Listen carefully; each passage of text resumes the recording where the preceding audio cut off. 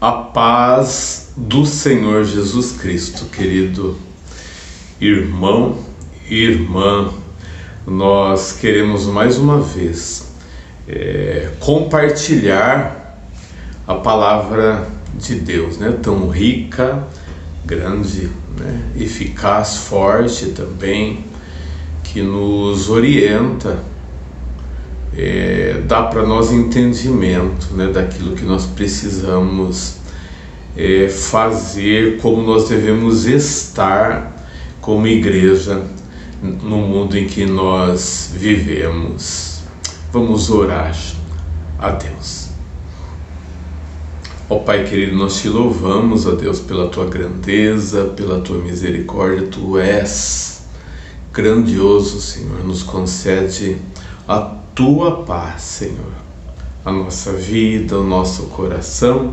Queremos mais do que nunca, Deus, estar em tua presença e saber aquilo que o Senhor tem para nos ensinar. Senhor, nos ajuda na nossa caminhada para que a gente faça as coisas corretamente aqui, Senhor, e siga o exemplo do teu Filho Jesus em todas as coisas, também dos apóstolos que nos deixaram lições de vida cristã para nós, Senhor. É o que nós oramos no nome de Jesus. Amém. Vamos fazer a leitura da palavra de Deus na carta aos Gálatas. Gálatas, capítulo 5. Capítulo 5, do verso 1 até o 15. Gálatas, capítulo 5, do versículo 1 ao 15, que diz assim: Para a liberdade foi que Cristo nos libertou, permanecei, pois, firmes, e não vos submetais de novo a jugo de escravidão. Eu, Paulo, vos digo que se vos deixardes circuncidar, Cristo de nada vos aproveitará. De novo testifico a todo homem que se deixa circuncidar, que está obrigado a guardar toda a lei. De Cristo vos desligastes, vós que procurais justificar-vos na lei, da graça decaístes. Porque nós, pelo Espírito, aguardamos a esperança da justiça que provém da fé.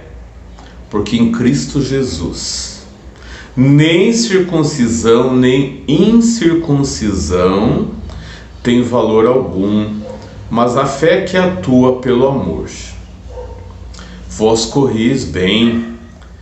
Quem vos impediu de continuardes a obedecer à verdade?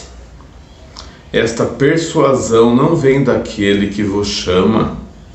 Um pouco de fermento leveda toda a massa. Confio de vós no Senhor que não alimentareis nenhum outro sentimento, mas aquele que vos perturba, seja ele quem for, sofrerá condenação. Eu, porém, irmão, se ainda prego a circuncisão, porque continuo sendo perseguido, logo está desfeito o escândalo da cruz. Tomara até se mutilasse os que vos incitam à rebeldia. Porque vós, irmãos, fostes chamados à liberdade, porém não useis da liberdade para vos dar ocasião à carne.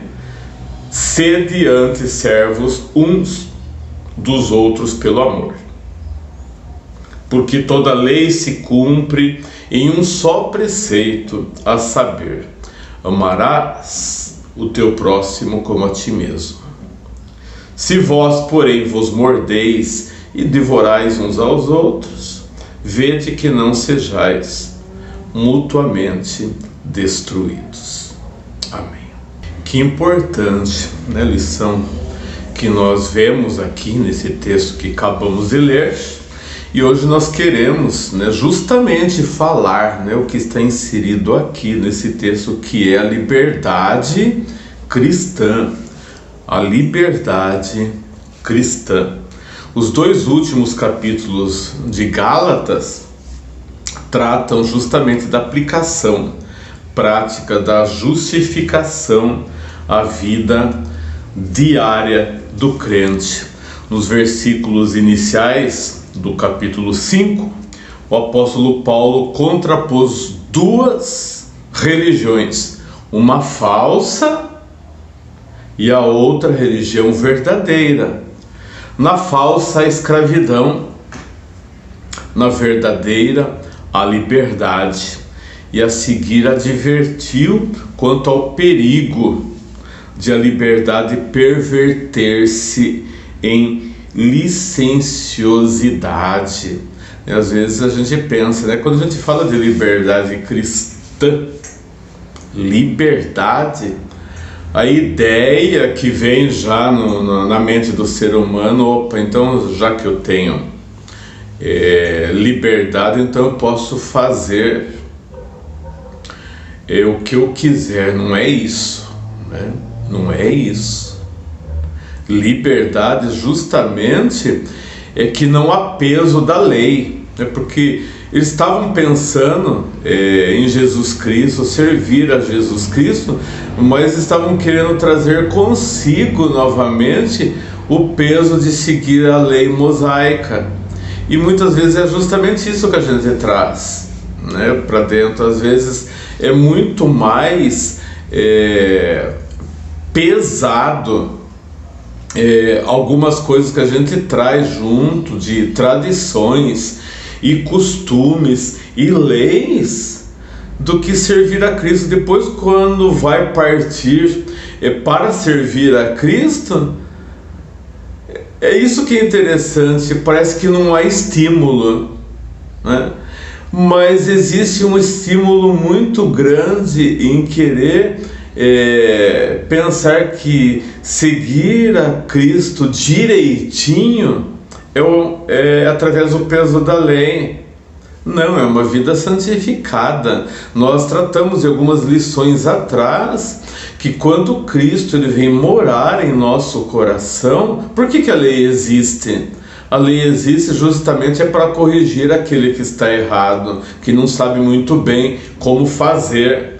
Depois, quando ele passa a ter Cristo no coração, não há necessidade de alguém ditar algumas regras para que ele faça, porque aquilo já vem no automático no coração dele.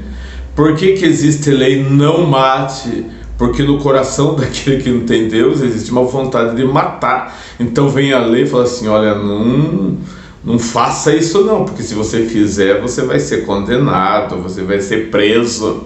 Então ele não faz porque a bondade, ele não faz porque a bondade no coração dele, é porque ele sabe que se ele não fizer direito, ele vai ser preso. Então ele faz pelos motivos errados. Quando ele passa a ter Cristo no coração, ele começa a fazer algumas coisas por indicação do Espírito Santo na vida dele. O coração dele já é outro coração. O coração dele passa a ser agora moldado por Jesus Cristo, sem ter necessidade de que a lei diga para que ele faça.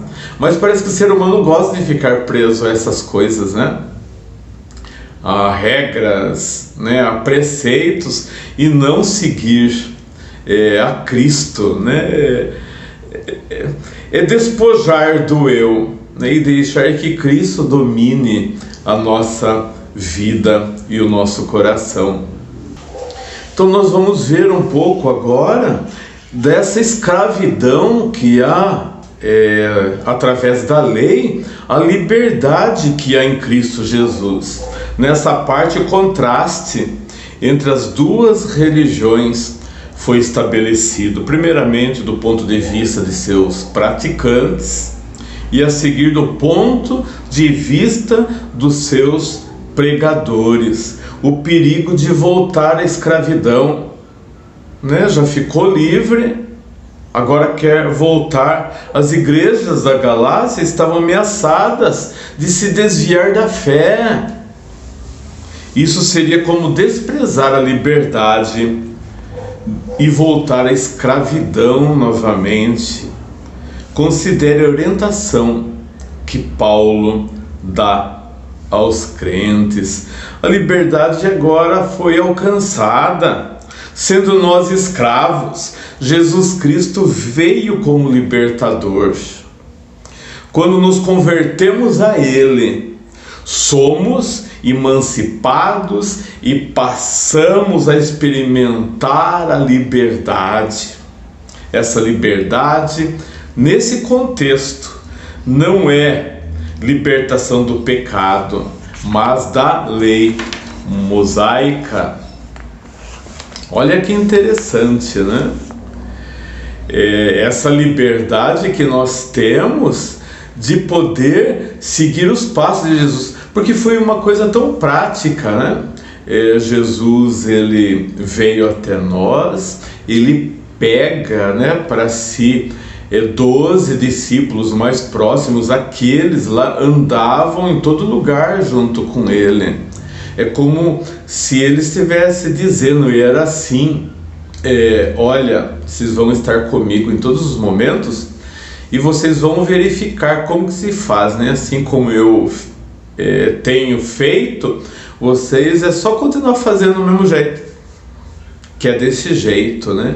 E ver que na caminhada dele foi tantas as vezes que ele foi até as pessoas, tantas vezes que ele confrontou os líderes, né, da lei judaica. Então ele deu ali, né, toda uma linha de maneira a seguir aos seus discípulos. Então compete que fiquemos ainda na liberdade. É justamente, né, isso que ele fala, viu? Permaneçam, né, nessa liberdade.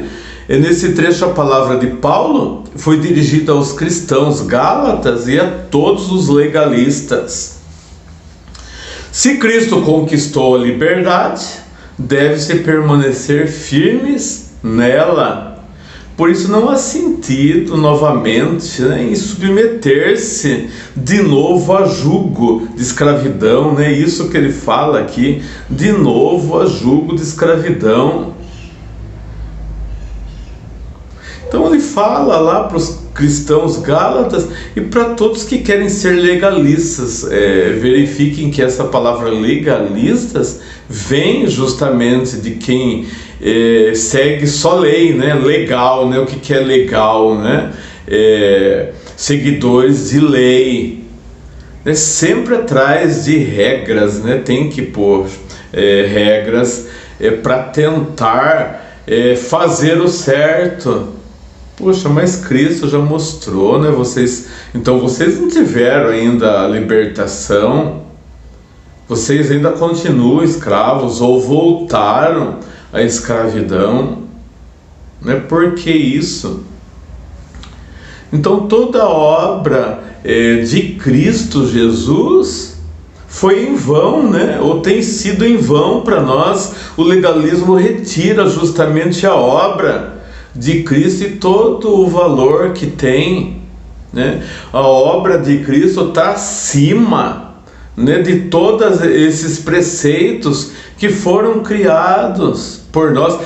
Primeiramente, nós estamos falando da lei mosaica, que naquele momento Deus deu para que aquele povo começasse a saber, né, como deveria ser.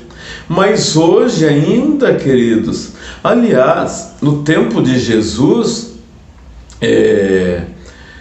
os fariseus, né, aqueles que estavam também entre os principais, né, deles que criavam as leis, já tinham criado outras coisas, tantas mais, que não tinha anteriormente, né? Então eles iam lendo, estudando a lei, eles observam, opa, aqui tem um pontinho, dá para colocar mais isso, né? Eles iam colocando, tanto que Jesus chega lá, ele fala, viu, são tantas as coisas, né? Tanto peso que vocês têm colocado nas costas dos outros que nem vocês conseguem seguir. Então ele percebe, né, que todo esse capricho, né, se a gente pode colocar assim, todo esse capricho deles com a religião, com as leis, se tornava tão pesado que nem eles. Então traz isso uma tremenda de uma falsidade, atrás do legalismo, traz toda uma falsidade também, porque parece que as coisas, parece não, né? É assim, é uma coisa mais aparente, né? Enquanto eu estou falando aqui, olha, faça assim, porque é assim que é certo, tal.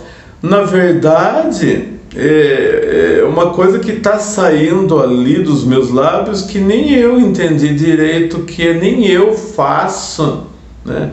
Eu só acho bonito aquilo, como deve ser feito aquilo, mas nem eu faço aquilo, né? Então era justamente isso que a lei transparecia, não era uma coisa que brotava do coração. As coisas de Jesus é algo que ele sai do automático da nossa vida, né? Ele coloca já isso no nosso coração, as coisas vão saindo no automático, sem a necessidade a gente de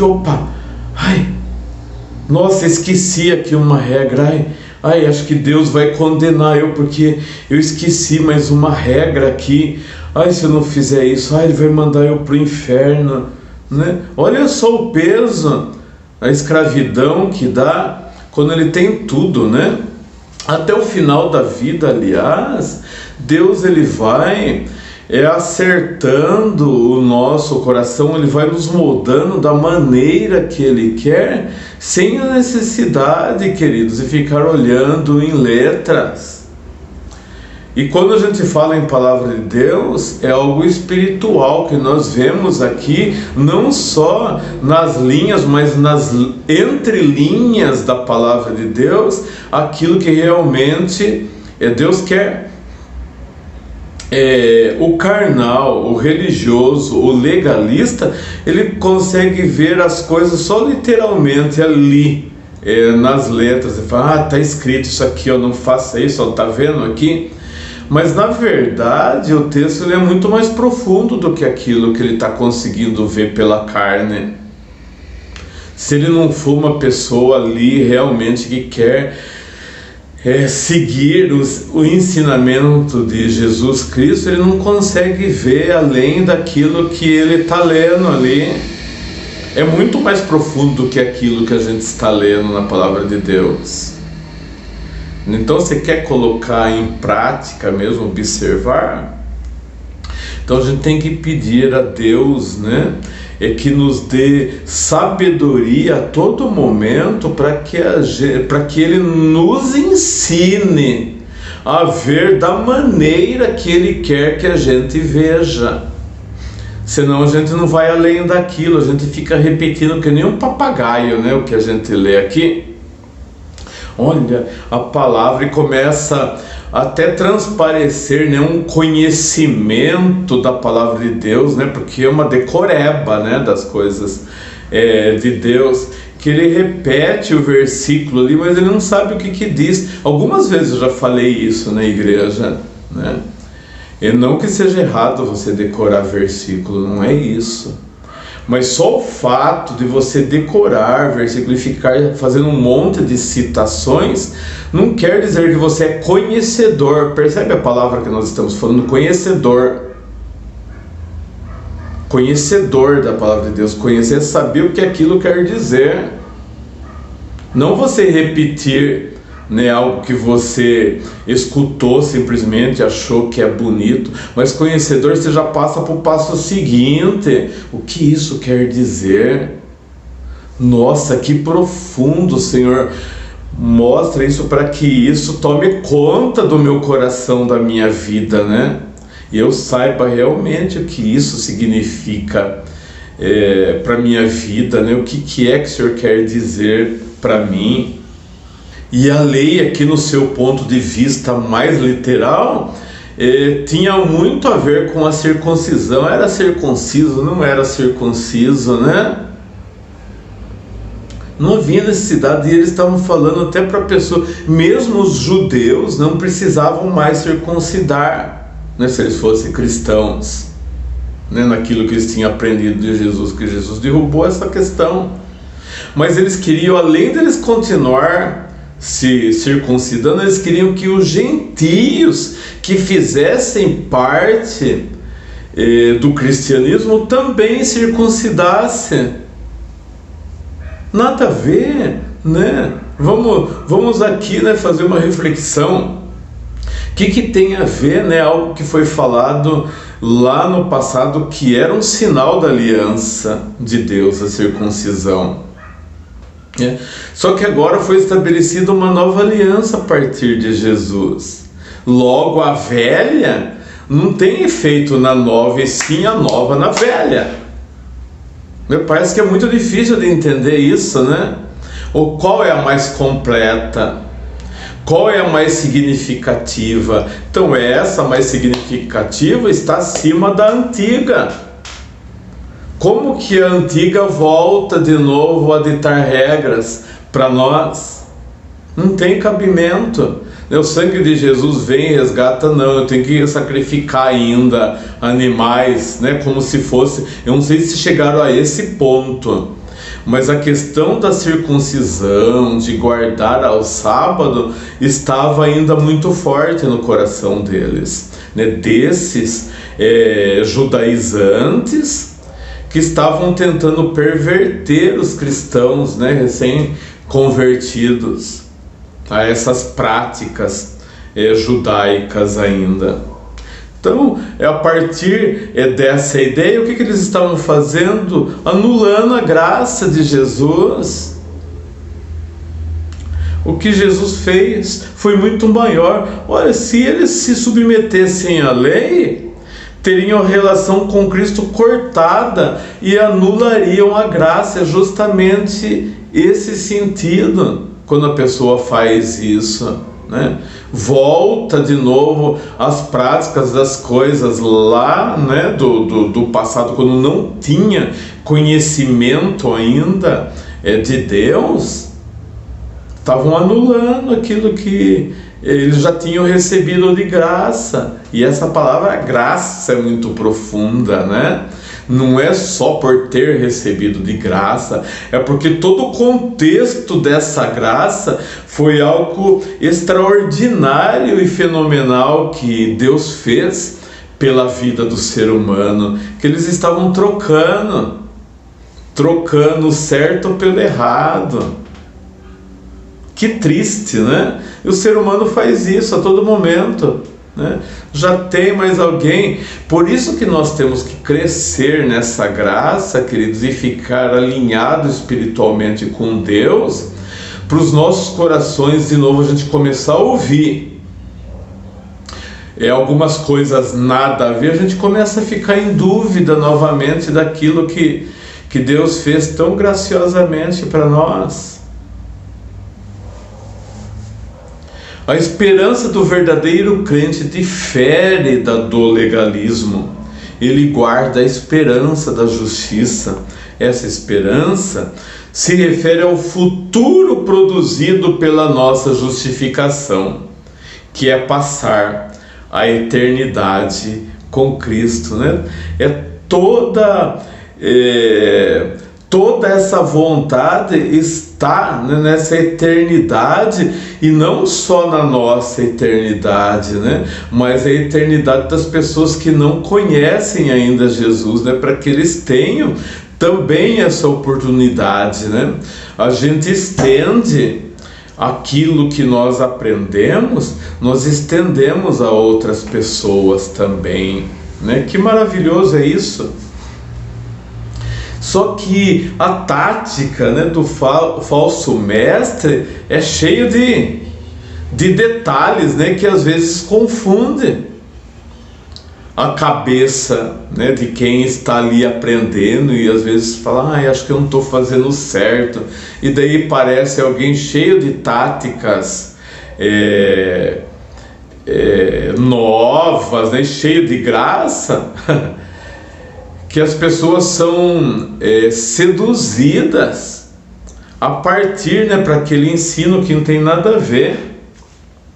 Como a gente viu lá no versículo de 1 a 6, né? Paulo estabelece o contraste entre os falsos crentes, vós, e os verdadeiros crentes, nós. Agora o contraste é feito entre o falso mestre, ele, e o apóstolo, eu, né? Ele fala os verdadeiros cristãos, os falsos cristãos, os verdadeiros mestres e os falsos mestres. Ele começa a colocar isso, né, aqui. Ele primeiro diz assim, né, versículo 7, opõe-se à verdade.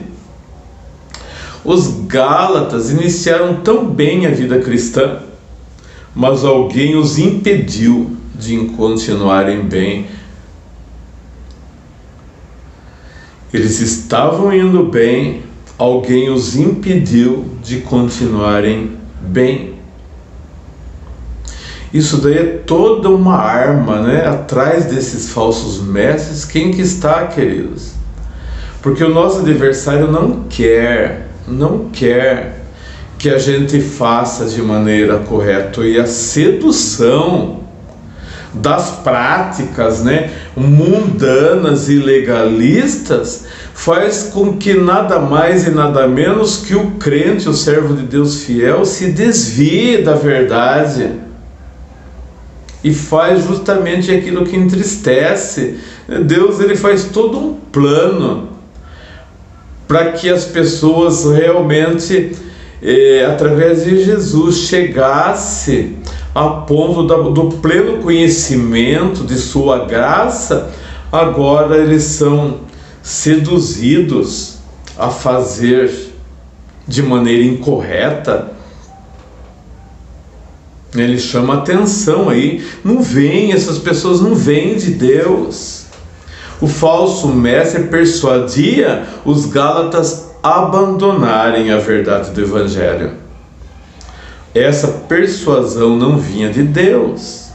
O Senhor os havia chamado em graça, enquanto o falso mestre estava propagando uma doutrina de méritos, né? Sempre o ser humano tem essa ideia que a gente precisa dar uma forcinha, né, através dos méritos. Nada, vamos aprender isso, né? Nada do que nós fazemos por nós mesmos nós vamos conseguir a graça e a salvação. Nada do que nós fazemos, nada, está totalmente em Cristo as coisas e não através de nós. É só seguir a Cristo. Eu falo só seguir a Cristo, né, como se fosse algo muito simples. Na verdade não, né, porque muitas pessoas entraram em parafuso. Quando Jesus fala para Nicodemos, né, importa que você nasça de novo, o que veio na cabeça dele? Mas como que eu vou voltar na barriga da minha mãe de novo? A gente pensa sempre na ordem física, né, e material. A gente não consegue entender muito bem qual o significado dessa vida espiritual. Então a Bíblia percebe, quando nós falamos de texto, né, não adianta a gente decorar e a gente recitar, né, se a gente não saber o fundo da questão. Nascer de novo, né, você fala para uma pessoa, você vai ler lá, nascer de novo, eles vão fazer a mesma interpretação, sem, né, a presença espiritual, a presença do Espírito Santo de Deus. A gente vai fazer a mesma interpretação que Nicodemos fez. Eu vou dar um jeitinho, né, de encolher, voltar na barriga da minha mãe para eu nascer de novo, e daí vai ficar mais difícil ainda se a mãe dele já morreu, né? Daí já não tem nem mãe mais para voltar, né, na barriga da mãe dele, né? Então as coisas vão ficando cada vez mais impossíveis se a gente tentar arrumar jeitinho humano para fazer com que isso se concretize, se de uma vez por todas já foi concretizada.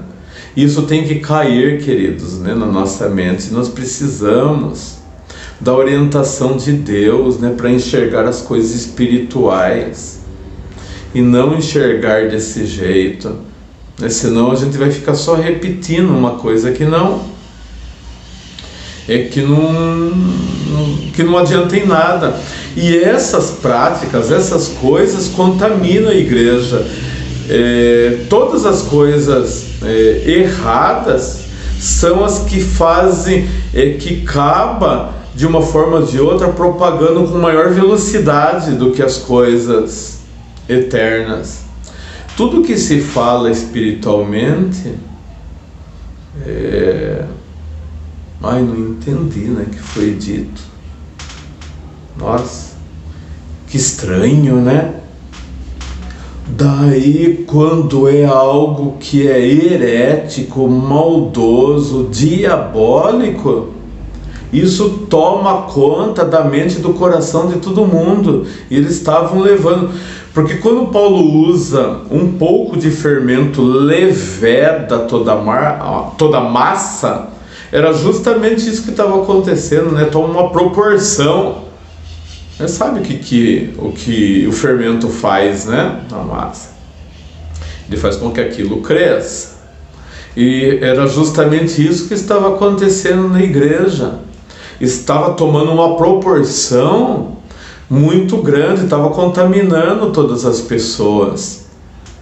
Então todas aquelas, né, que já haviam recebido a palavra da verdade estavam sendo contaminadas, como o evangelho contaminado, né? Porque se o evangelho começa a ser contaminado, logo essa palavra vai chegar ao ouvido dos novos ouvintes de uma forma contaminada.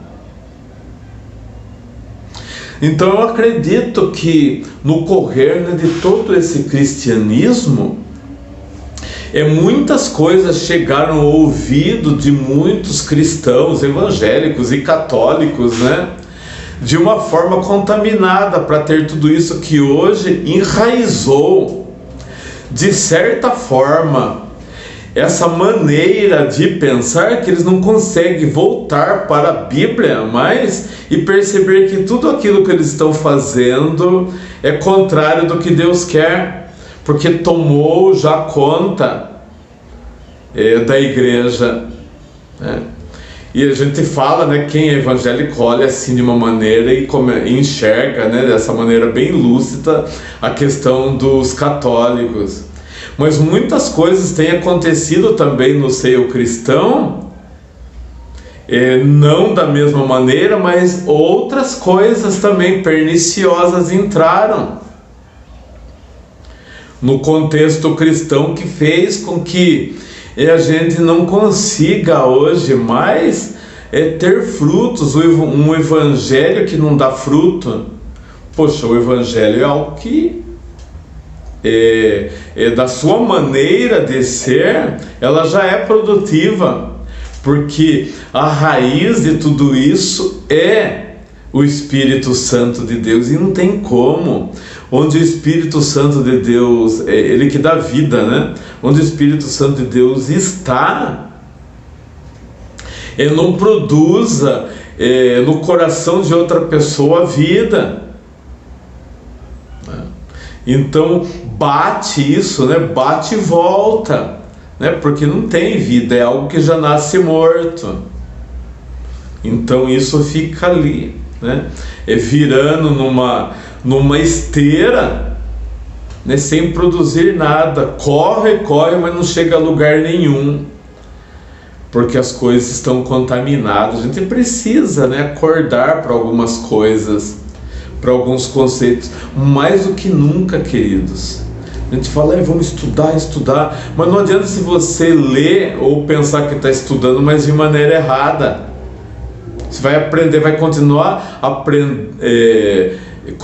esse aprendizado de maneira errada e colocando mais coisa errada no seu coração, porque a maneira de você ver, o óculos que você está usando é errado. O óculos certo é o óculos de Cristo e não o nosso. Se a gente colocar os nossos óculos para fazer a leitura, a gente sempre vai fazer a interpretação errada do que aquilo que realmente é. Então a gente precisa, né, mais do que nunca, né, deixar que Cristo domine o nosso coração. Mas só que, olha só, ele fala no versículo 10 a 12, o fim dos falsos mestres.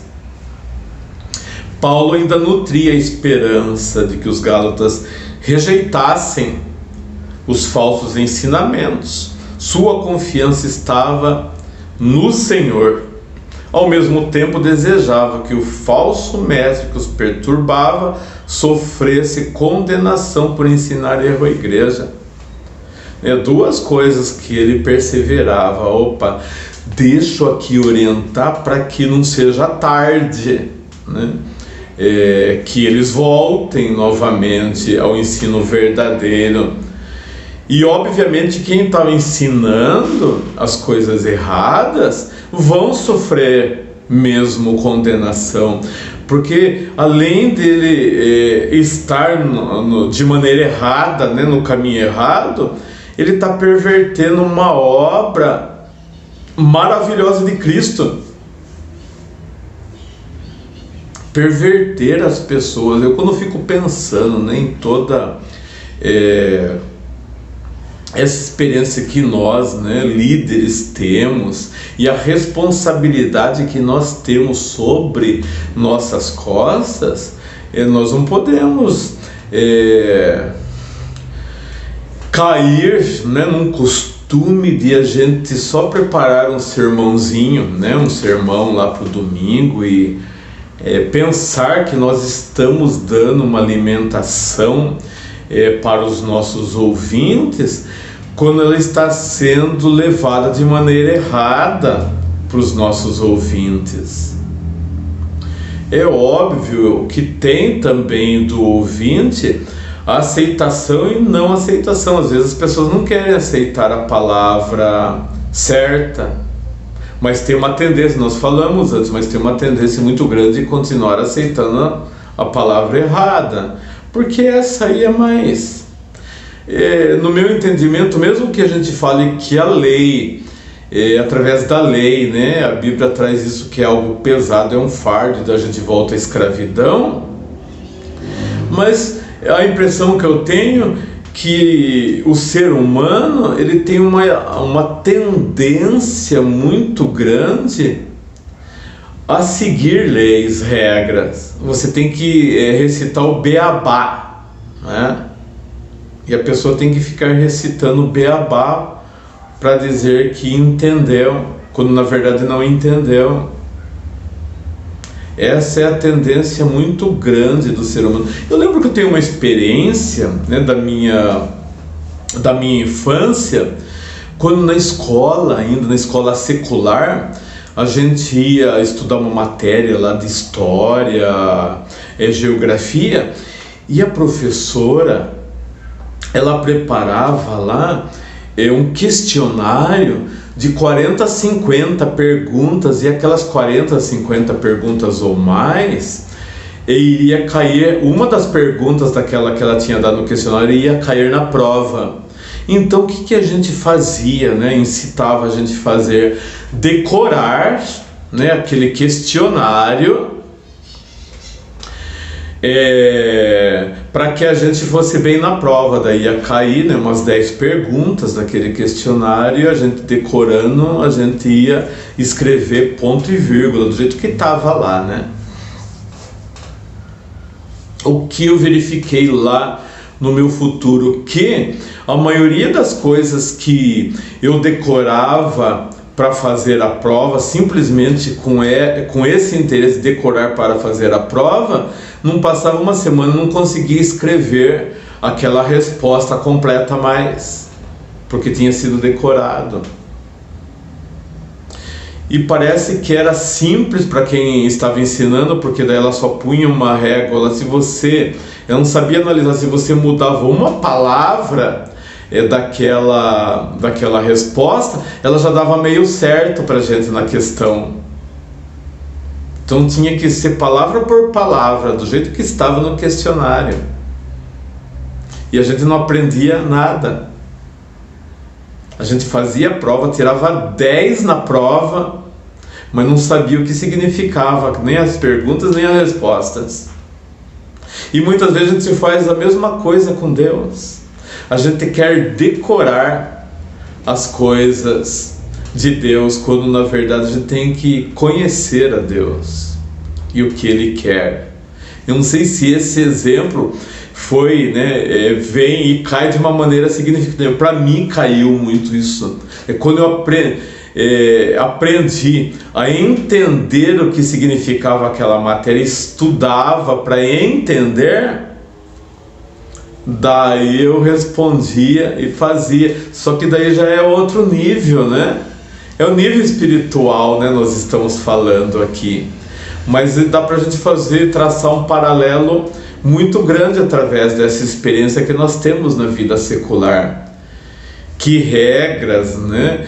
Decorar. Pode ver que no meio evangélico mesmo existem muitos jargões que são decorados, que se uma pessoa que não é de Deus, ele decorar esses jargões, ele cai dentro de um culto evangélico, e ele pode ser até um pregador, ele pode até pregar, mesmo não sendo cristão, ele pode até pregar, porque ele já sabe quais os jargões que os evangélicos usam.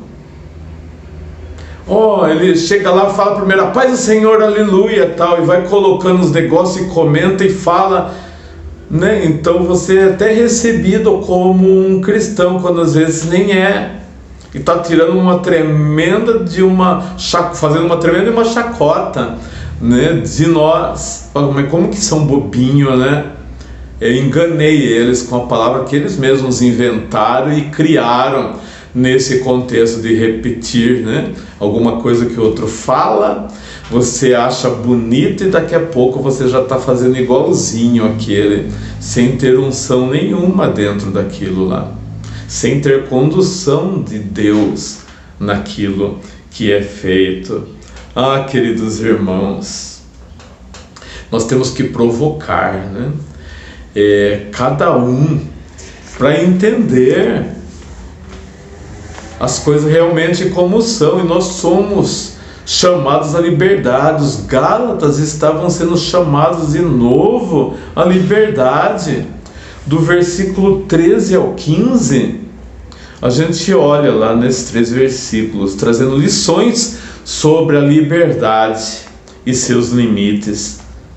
Vamos lembrar, né, de que a liberdade a qual o apóstolo se refere é a liberdade de consciência.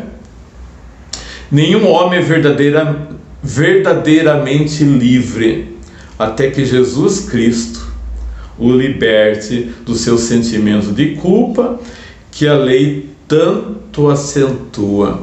Eu falei lá no começo, né, sobre isso, que a lei, você fala, puxa vida, quebrei regra, e agora? Meu Deus não vai me aceitar, puxa vida, quebrei de novo. E essa é a verdade, né? Foi justamente isso que Deus viu, por isso que Ele mandou o seu Filho Jesus, porque sabe que a gente quebra constantemente as regras, queridos irmãos e irmãs. Não tem como, né, a gente achar que seguindo regras, como nós dissemos antes, se a gente deixar que Cristo domine o nosso coração, as coisas, a gente já começa a passar a não ter vontade mais em praticar o que é errado. Daí o negócio fica mais simples, porque aquela vontade que você tinha de quebrar, mas eu preciso saber se alguém viu, não viu, né? Sentimento de culpa, né? Olhar se as pessoas estão vendo, se estão observando, para eu tentar fazer o certo. E ele pensa que está enganando os outros, ele está tentando enganar os outros e enganando ele próprio, porque a Deus não se engana. Eu, quando olho essas coisas, né, na minha vida, e aqueles que estão ao meu redor, né, nós que somos humanos, seres humanos. Nós, com o tempo de vida, nós já conseguimos adquirir noção da verdade e da mentira. Quem está falando verdade e quem está falando mentira. Quem está dando desculpa e quem está falando a verdade. A gente já aprende, né, com conhecimento de vida, de coisas que nós mesmos fizemos no passado e de coisas que a gente vê o que as pessoas fazem, que dirá Deus, né? E a gente consegue ler expressão das pessoas, o enfoque da pessoa em determinadas coisas. A gente já sabe qual a tendência das pessoas para determinadas coisas. Que nem eu que trabalhei, né, com pessoas 30 anos, mas lá no submundo, né, como policial, o nosso serviço era ler a mente das pessoas, né? A gente já sabia quando o cara estava mentindo, quando estava falando a verdade. Então a gente traz tudo para esse contexto, a gente vê que na vida cristã não é diferente também, né? Ainda com um peso muito maior. É com peso muito maior, porque a gente quer passar para os outros a nossa suposta santidade. Não precisa a gente fazer isso. E não precisa as outras pessoas também condenar, né, algumas que... porque se a gente for perceber que a gente também erra, né, numa coisinha, em pequenas coisas ou grandes, por que a gente vai ter, né, o trabalho de querer condenar ou julgar outras pessoas?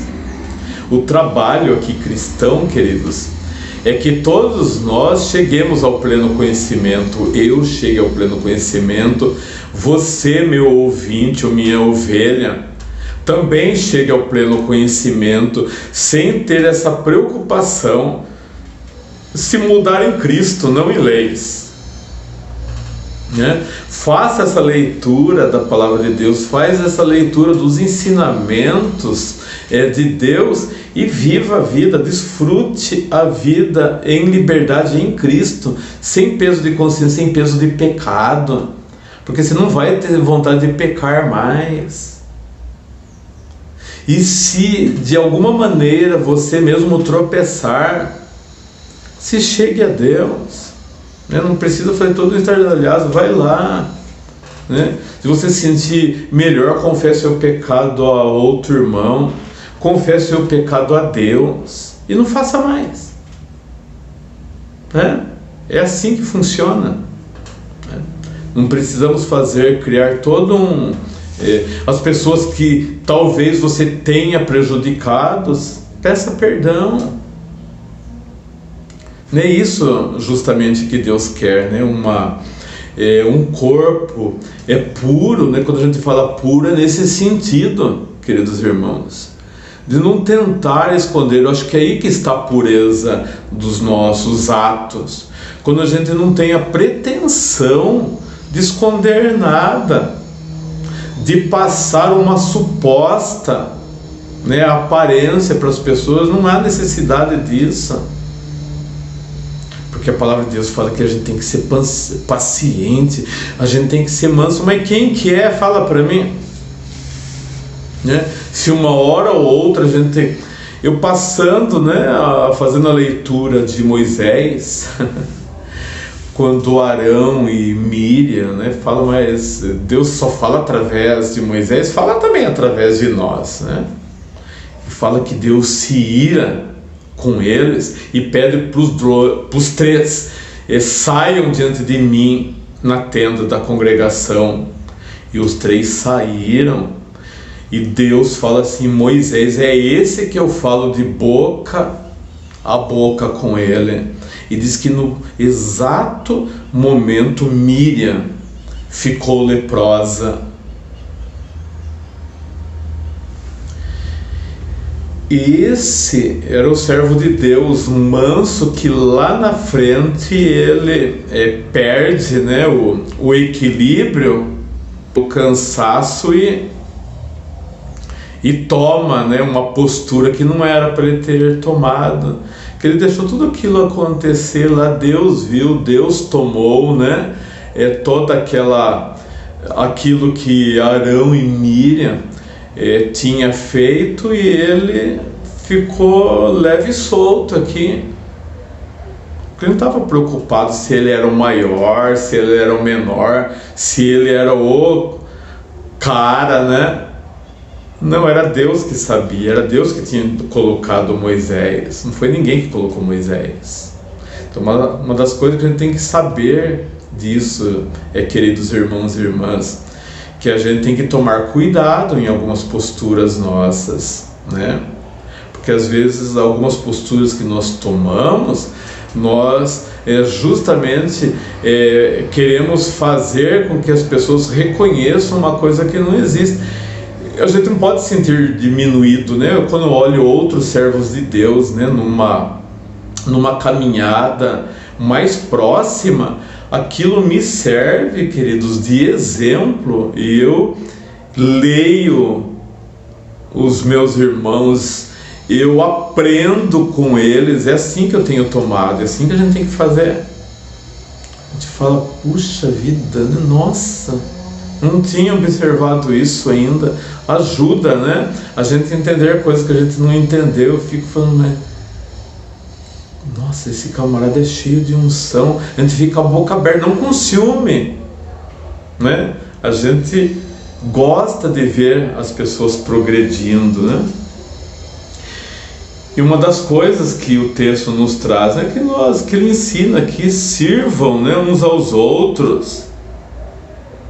Então, o que eles pensavam que era muito mais gratificante, que era servir à lei, ele diz não, é servir uns aos outros, é fazer o bem uns para os outros. Então, essa lei, ela justamente interfere no que é certo. As pessoas ficam gastando muito o seu tempo tentando fazer o certo quando estão fazendo errado. E onde eles eram para gastar as suas energias, eles não conseguem fazer mais, gastaram toda a energia já no errado, né? E justamente Jesus, ele veio ensinar para nós que nós devemos servir. Ele usa o termo aqui, né? Não nos mordemos nem nos devoramos.